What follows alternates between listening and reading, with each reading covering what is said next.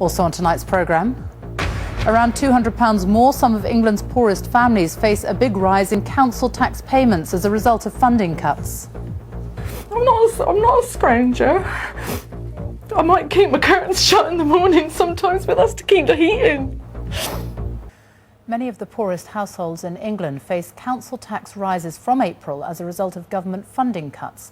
Most councils are expected to increase bills for people on low incomes, including some on benefits, to make up for a 10% shortfall from central government.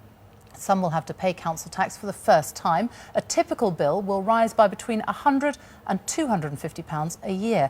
Our local government correspondent Mike Sargent reports now from Cornwall. The rugged beauty of the Cornish coast.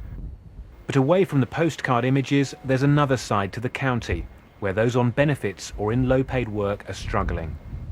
Probably to about £200 or £250. Michelle Kent says her health is so poor she's rarely able to leave the house. She pays no council tax at the moment, but in April she's expecting a £200 bill for the first time.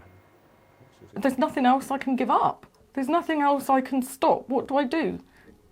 Stay cold? Eat less?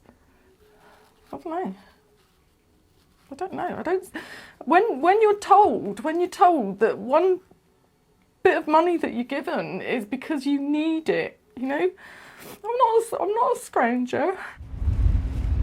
The government is cutting the amount it gives local authorities to help poorer families with council tax, but it's up to each council in England to decide whether to pass that on. Residents in Wales and Scotland are not affected.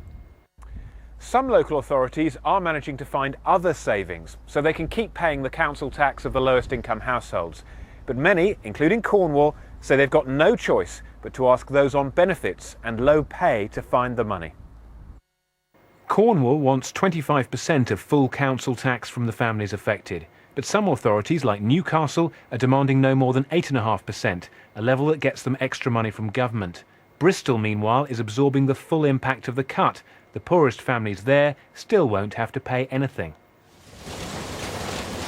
Ministers say passing responsibility to councils will help to reduce the billions currently spent on this benefit. We've got to get it in control of the deficit, get in control of the welfare budget, but we're giving them the flexibility and the local power to come up with schemes that are right for them. Quite a number of authorities already are going to keep the scheme in place that's currently there.